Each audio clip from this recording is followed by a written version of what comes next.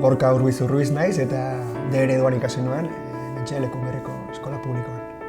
Nire hizkuntza guztia akademikoa euskeraz egin dut. Gure gurasoek nik uste argi ikusi zutela, iraganera begira jarri beharrean hizkuntza honek etorkizuna behar zuela eta txertatu behar zela txiki-txikitatik hezkuntzan, eta borroka hori aurrera eman zuten eta guri emana izan zaigu, baina orain sekulako altxorra daukagu, berez eman diguna da eredu honek.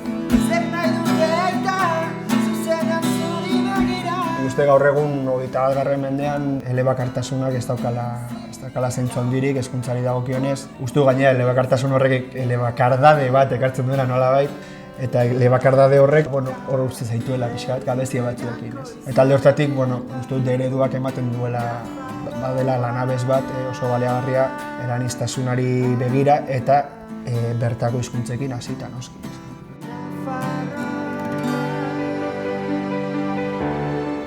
Euskara hizkuntza txiki eta zokoratuaren ikuspegi hori normalan ez dator euskal mundutik, ezik eta kanpotik eta mundu elebakarretik askotan. Eta Berritxarraken ibilbidean ikusi da berez naturalki etorri zen autu bat hizkuntzarena, gerora halako balio erantzi bat jarri diola gure musikari, gure ibilbideari. Azkeneko 5 diskoak uste dut Euskal Herritik kanpo estatu batuetan grabatu izan dugu, halako sona handiko ekoizleekin eta denek baloratu izan dute guk geure hizkuntzan abestea, euskeraz abestea.